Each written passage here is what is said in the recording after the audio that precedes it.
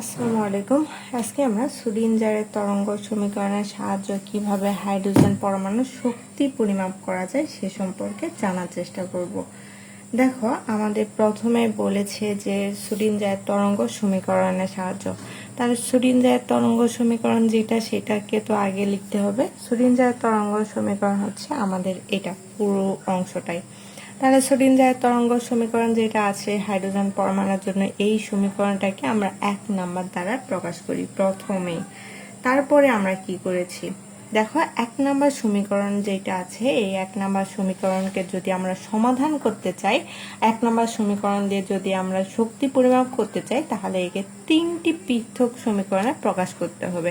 দেখো, সমীকরণটা অনেক বড় আর এলোমেলো আকারে দেওয়া আছে। এই সমীকরণটাকে যদি আমরা পৃথক করতে চাই, মানে সমাধান করতে চাই, তাহলে 3টা অংশে পৃথক করে নিতে হবে। ধরে নাও যে আমাদের একটা বক্সে 3 রঙের বা 5 রঙের মার্বেল আছে। এই মার্বেলগুলো একটা আরেকটার সাথে জট পাকিয়ে আছে। যদি জট পাকিয়ে থাকে তাহলে কি আমাদের সমাধান করা সহজ হবে? সহজ হবে না। আমরা এই জন্য কি করব, 3টাকে আলাদা করে নিব। আলাদা করে নিলে এটাকে সহজেই সমাধান করা যায়, যার প্রত্যেকটিতে একটি মাত্র একক স্বাধীন চলক থাকে। এই যে আমাদের 3টা পৃথক সমীকরণ আছে, যার প্রত্যেকটিতে আমাদের মাত্র একটি করে স্বাধীন চলক থাকে। এই প্রক্রিয়াকেই আমরা চলক পৃথকীকরণ বলে থাকি। এই যে আমাদের পৃথক করার যে প্রক্রিয়াটা, যেটাকে আমরা চলক পৃথকীকরণ বলে থাকি। এখানে তরঙ্গ ফাংশন, আমাদের মূল যে ফাংশনটা রয়েছে সেটা হলো তরঙ্গ ফাংশন, মানে আমাদের মেন যে ফাংশনটা সেটা তরঙ্গ ফাংশন। এটি আর, থিটা এবং ফাই 3টার উপরই একসাথে নির্ভর করে। এই তরঙ্গ ফাংশন যেটা আছে সাই, এই তরঙ্গ ফাংশন বাকি 3টা ফাংশনের উপরেই নির্ভর করে। ফাংশনগুলো হচ্ছে আর, থিটা এবং ফাই। এগুলোকে যথাক্রমে, এই যে আর, থিটা এবং ফাইকে যথাক্রমে আমরা আর, টি এবং এফ দ্বারা প্রকাশ করে থাকি। তাহলে আমরা লিখতে পারি সাই আর থিটা ফাই ইকুয়াল টু, এটা ইকুয়াল টু আমরা লিখতে পারি এই অংশটা, কারণ এগুলোকে আমরা আর, থিটা, ফাইকে আর, টি, এফ দ্বারা প্রকাশ করে থাকি। তাহলে এটাকে আমরা 1 নাম্বার সমীকরণ দিয়ে ফেলি। এখন কথা হচ্ছে এখান থেকে আমরা তাহলে পাই কি, psi equal to R, T, F. এখন যে সমীকরণটা পাইলাম সেই সমীকরণকে অবশ্যই আমাদের কি করতে হবে, আংশিক ডিফারেন্সিয়েট করতে হবে। যখন আংশিক ডিফারেন্সিয়েট করব আর এর সাপেক্ষে, তখন আমাদের থাকবে ডেল ডিভাইডেড ডেল আর, মানে আমাদের ফার্স্টে আছে del psi divided del R equal to, দেখো আমাদের প্রথমে যখন আমরা আর এর সাপেক্ষে করছি, মানে আমাদের টি এবং এফ, বাকি যে 2টা চলক আছে এই চলক 2টা কি অবস্থায় থাকবে, এই চলক 2টা ধ্রুবক থাকবে, মানে কনস্ট্যান্ট। আর বাকি যে আমাদের চলক রয়েছে সেটা নিয়ে কাজ হবে। এটা ক্যালকুলাসের নিয়ম অনুযায়ী তোমরা জানো যে এখানে তাহলে থাকবে ডেল আর ডিভাইডেড ডেল আর। এটাকে আমরা সমীকরণ দিয়ে ফেলি। এখন কথা হচ্ছে প্রথমে আমাদের আর নিয়ে কাজ করেছি, পরপর আরো 2টা চলক আছে, এগুলো নিয়েও কাজ করতে হবে। তাহলে এগুলো নিয়ে যদি আমাদের কাজ করি, এগুলো তো আমাদের যদি থিটার সাপেক্ষে করি, তাহলে আমাদের বাকি 2টা যে চলক ছিল এখানকার মধ্যে সেই 2টা ধ্রুবক থাকবে এবং আমাদের এখানে ডেল টি ডিভাইডেড ডেল থিটা আসবে। তারপরে আমরা ফাই নিয়ে কাজ করলে এখানে আর টি del F divided del phi আসবে। এখন এই যে এখান থেকে যে সমীকরণটা আসছে এইটা কিভাবে আসলো? প্রথমবার দেখো আমরা কার সাপেক্ষে করেছি, প্রথমবার আমাদের ফাইয়ের সাপেক্ষে করেছি। ফাইয়ের সাপেক্ষে করার পরে আমাদের আসছে del psi divided del phi equal to R T del F divided del phi. তারপরে এই যে আমরা ডিফারেন্সিয়েট করছি, এটা শুধুমাত্র একবার ডিফারেন্সিয়েট না, প্রথমবার ফাইয়ের সাপেক্ষে করার পর তো আমাদের আর এবং টি ধ্রুবক ছিল। তারপরে আমরা এটাকে আবারও, মানে প্রাপ্ত যে ফলাফল পেয়েছি এই ফলাফলকে আবারও ফাইয়ের সাপেক্ষে ডিফারেন্সিয়েট করব। যখন ফাইয়ের সাপেক্ষে ডিফারেন্সিয়েট করব, এই 2টা ধ্রুবক অংশ এগুলো তো ধ্রুবক অবস্থায় থাকবে। আর এখানে ফাইয়ের সাপেক্ষে ডিফারেন্সিয়েট করলে del square phi divided R psi divided del phi square equal to R T del square F divided del phi square পেয়ে গেলাম। এটাকে একটা সমীকরণ দ্বারা প্রকাশ করি। এই যে দেখো মানগুলো যেগুলো পাইলাম, আমাদের 3 থেকে যে প্রাপ্ত মানগুলো সেগুলো আমাদের del phi divided del R equal to এই অংশ, del phi divided del theta equal to এই অংশ, del phi divided del psi divided del phi equal to এই অংশ। এগুলোকে আমরা কি করব? দেখো আমাদের r square del phi divided del r দেওয়া আছে, এখানে del psi divided del theta দেওয়া আছে, এখানে আমাদের del square phi divided del square psi divided del phi square দেওয়া আছে। এই যে যে সমীকরণগুলো দেওয়া আছে এখানে এই সমীকরণের পরিবর্তে মানে এই অংশটুকুর পরিবর্তে আমাদের এগুলো বসিয়ে দিতে হবে। যদি বসিয়ে দেই তাহলে আমাদের মানটা কীরকম আসবে? এই যে দেখো 1 নম্বর সমীকরণে বসিয়ে দেওয়ার পরে পুরোপুরি সমীকরণটা আমাদের এইরকম দাঁড়াবে। তোমাদের আর ভেঙে করাচ্ছি না, ভেঙে করাইলে আমাদের ভিডিওটা অনেক বড় হয়ে যাবে, তোমরা তো এখন বোঝো। এখন দেখো এটাকে আমরা আরও একটা সমীকরণ দ্বারা প্রকাশ করে দেই। এরপর আমরা কি করব? যে প্রাপ্ত সমীকরণটা রয়েছে এই সমীকরণকে আমরা r square sine square theta divided r টি এফ দ্বারা গুণ করে দিব। যখন গুণ করে দিব তখন আমাদের প্রাপ্ত যে অংশটুকু ছিল এই অংশটুকু থেকে কিছু অংশ ভাগ হয়ে যাবে। এখন কথা হচ্ছে দেখো প্রথম অংশে দাঁড়ায় এখানে আর স্কোয়ার আছে, এখানে টি এফ আছে, এখানে আর স্কোয়ার এবং আমাদের টি এফ কেটে যাবে, তাহলে আমাদের এখানে থাকবে সাইন স্কোয়ার থিটা ডিভাইডেড আর। এই যে লিখে ফেললাম ডেল ডিভাইডেড ডেল আর যে অংশটুকু ছিল সেই অংশটুকু এই জায়গাতে থেকে যাবে। তারপরে এখানে যদি আমাদের এই অংশটুকু না থাকে, টিএফ যদি না থাকে, এখানে আছে আর স্কোয়ার লিখে ফেললাম, এটা যা ছিল সেইটাই প্লাস। এখন দ্বিতীয় অংশে আসি। দ্বিতীয় অংশে এখানে আছে আর স্কোয়ার সাইন স্কোয়ার থিটা আর এখানে আছে আর এফ, তাহলে আর এফ কেটে যাবে, থাকবে শুধু কি টি। আর এখান থেকে যদি আর স্কোয়ার সাইন স্কোয়ার থিটা কেটে যায় তাহলে মূলত আমাদের থাকবে সাইন থিটা ডিভাইডেড টি ইন্টু এই অংশটুকু তো থাকবেই, সাইন থিটা তো কেটে যায়নি, তাহলে এখানে সাইন থিটা আর এফ, তারপরে ডেল টি ডিভাইডেড ডেল থিটা প্লাস। এখন এই অংশে আসি, এই অংশে R square sine square theta এটা তো কেটে যাবে, তাহলে এখানে আমাদের দেওয়া আছে আর টি এফ, এখানে আর টি এফ দেওয়া আছে, এখানে আর টি দেওয়া আছে। দেখো তোমরা যদি দেখো তাহলে বুঝতে পারবা এখানে আর টি দেওয়া আছে, তাহলে আর টি কেটে যাবে, সাইন স্কোয়ার আর স্কোয়ার সাইন স্কোয়ার থিটা কেটে যাবে, তাহলে এখানে থাকবে আমাদের 1 ডিভাইডেড এফ। আর এখানে দেখো del square phi divided del square F divided del phi square যা ছিল সেইটাই আমাদের থাকবে প্লাস। এখন শেষের অংশে আসি, শেষের অংশে আমাদের কিছু নেই, তার মানে আমাদের শুধুমাত্র আছে আর টি এফ কেটে যাবে, বাকি অংশ যা ছিল লিখে ফেলবো। আর স্কোয়ার সাইন স্কোয়ার থিটা এইটুকু অংশ গুণ হয়ে যাবে, তাহলে বাকি অংশ পাবো আমাদের 0।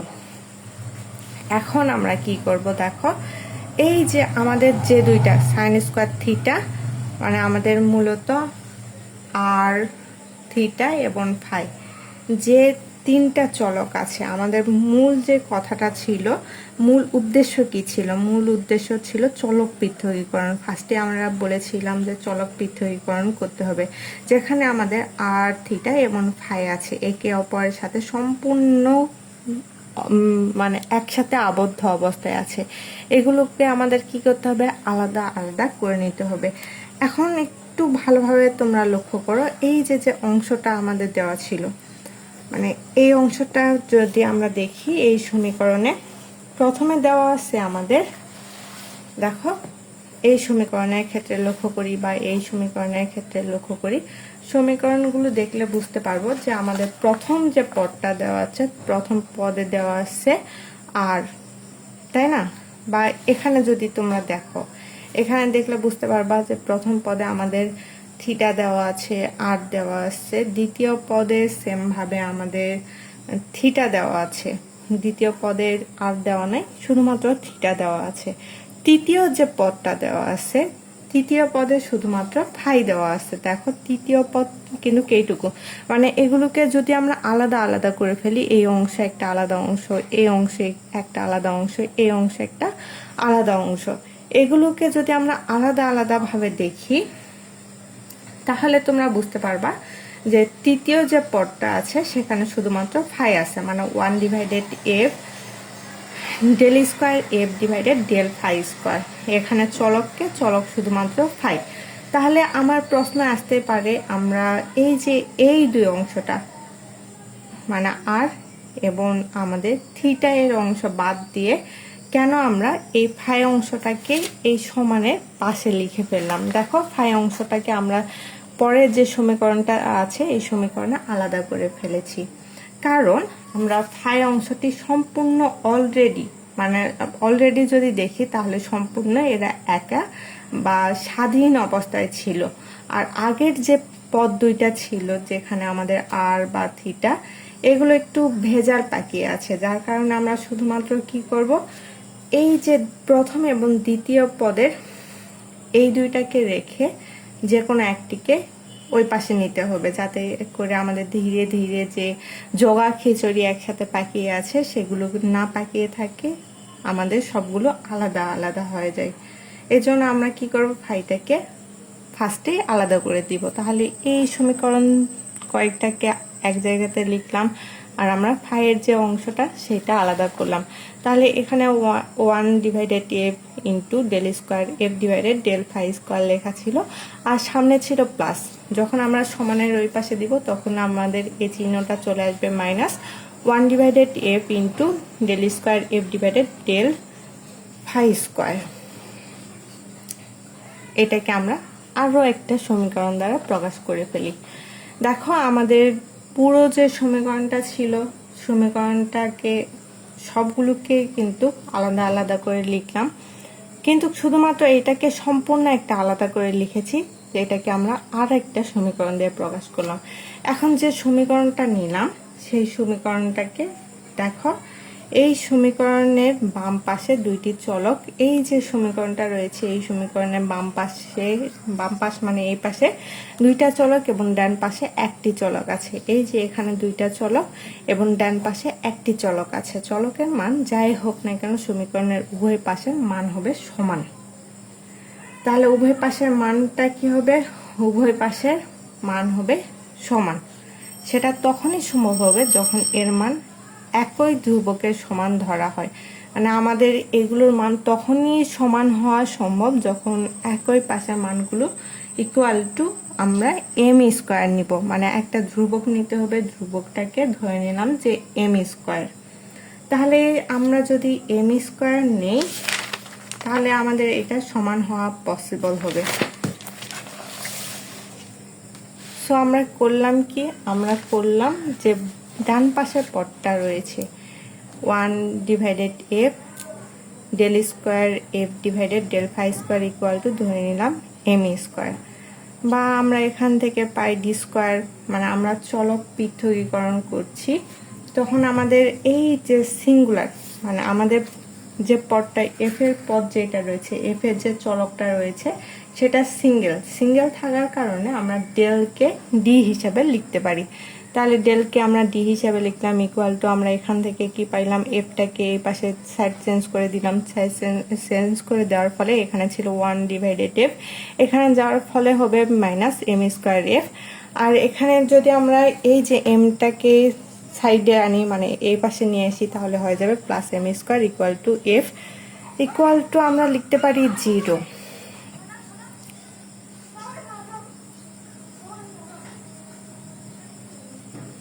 বা আমরা এখানে পুরো সমীকরণটাকে কি করবো, D square F divided D phi square plus M square F, এখানে সমান চিহ্ন দিব না, ইকুয়াল টু 0। এটাকে আবার আলাদা সমীকরণ করে নিলাম। এখন এইটা তো সিঙ্গেল ছিল, এইটাকে কি করব, এটাকে আমাদের আরও যে দুইটা পদ ছিল আর এর পদ এবং থিটা এর পদ, এই সম্পূর্ণ অংশটা মানে আমাদের ফার্স্টে কোন অংশ নিয়েছি, ফার্স্টে এই অংশ ইকুয়াল টু এম স্কোয়ার ধরে নিলাম। এখন পরে আমরা বাকি যে অংশটুকু রয়েছে মানে এই যে এই অংশটুকু, এই অংশ ইকুয়াল টু আবারও এম ধরে নিব। সরি এম স্কোয়ার ধরে নেব। তাহলে এই অংশটুকু ইকুয়াল টু আমরা কি পাই, এম স্কোয়ার। তারপরে কি করেছি দেখো, আমরা যখন এম স্কোয়ার ধরে নিয়েছি, পরের অংশে আমরা sign square theta divided theta দ্বারা ভাগ করব, মানে পুরো পদটাকে আমরা সাইন স্কোয়ার থিটা দ্বারা ভাগ করব। যদি এটাকে ভাগ করি তাহলে এখানে আমাদের থাকবে 1/r ইন্টু ডেল ডেল আর আর স্কোয়ার ডেল আর ডিভাইডেড ডেল আর, প্লাস এখানে যদি সাইন স্কোয়ার থিটা দ্বারা ভাগ করা হয় তাহলে আমাদের এখানে থাকবে কি, এখানে থাকবে 1/t into del del phi sine theta. এই যে আমাদের সাইন স্কোয়ার থিটা দ্বারা ভাগ করলে একটা সাইন থিটা থেকে যায়, এটা থাকবে, এখানে থাকবে সাইন থিটা ডেল টি ডিভাইডেড ডেল থিটা, প্লাস যে অংশটা ছিল সেইটা ইকুয়াল টু আমাদের এই পাশে কি থাকবে, সাইন স্কোয়ার থিটা দ্বারা ভাগ করা হয়েছে মানে M square divided sine square theta থাকবে। তারপরের অংশে আমরা কি করলাম, আমরা এই যে M square divided sine square theta এটা তো ছিল, এটাকে রেখেই দিলাম, এবং এই পাশে যে থিটার অংশটুকু ছিল মানে 1/t into del divided del theta sine theta, এই অংশটাকে আমরা অপর পাশে সাইড চেঞ্জ করে দিলাম। ওই যে আমরা পদটুকুকে ধীরে ধীরে আলাদা করছি, মানে একটা একটা করে আলাদা করছি, আর এবং আমাদের ফাই থিটা এই অংশটুকুকে আমরা ফার্স্টে তো ফাইটাকে আলাদা করে নিলাম, এখন বাকি যে দুইটা পদ রয়েছে এগুলোকে আলাদা করে নিব, এই জন্য এটাকে সমানের বাইরে রাখলাম। এখন এটাকে এখন আবারও সমীকরণ দ্বারা প্রকাশ করি। এখন যে সমীকরণ দ্বারা প্রকাশ করলাম, সমীকরণের উভয় পাশে চলকের যে মান বসানো হোক না কেন তাদের থেকে প্রাপ্ত মান অবশ্যই সমান হবে, মানে চলকের উভয় পাশে যে কোনো পাশে যদি যে কোনো মান যদি আমরা বসাই তাহলে যে মানটা পাবো, আমরা মেইনলি যে মানটা পাবো সেই মানটা সমান হবে। এখন এই যে সমান হবে যে মানটা ধরে নিব সেই মানটা হচ্ছে বিটা, মানটা কি বিটা।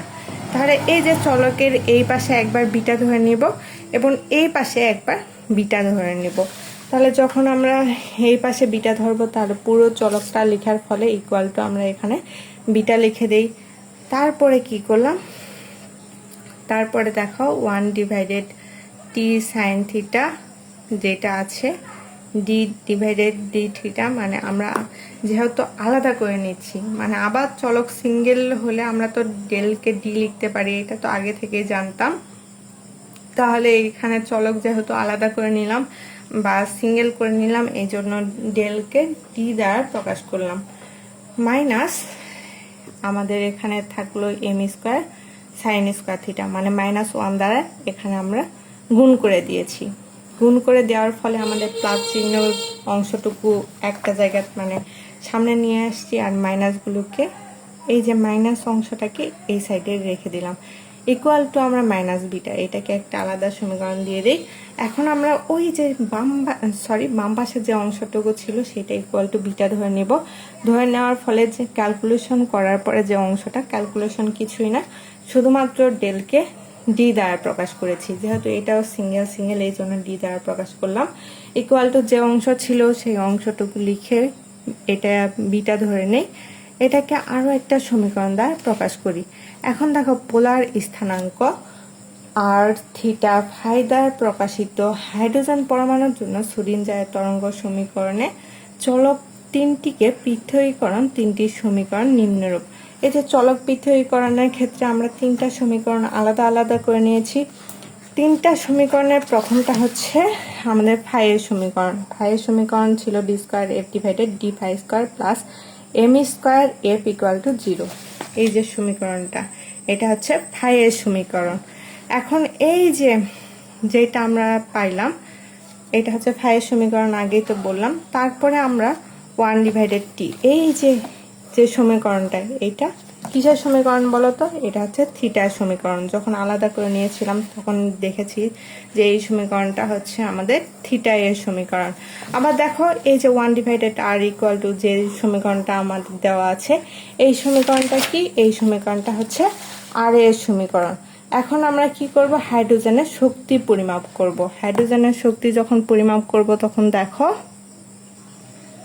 ফার্স্টে তো আমরা সবগুলো পৃথক পৃথক সমীকরণ নিলাম, কেবলমাত্র যদি আমরা আর এর সমীকরণ দেখি, আর এর সমীকরণের মধ্যে আমাদের মোট যে শক্তির মানটা আমরা বের করতে চাচ্ছি মানে ই, এই ই উপস্থিত। বাকি যে সমীকরণ দুইটা পেয়েছি সেখানে ই উপস্থিত নেই।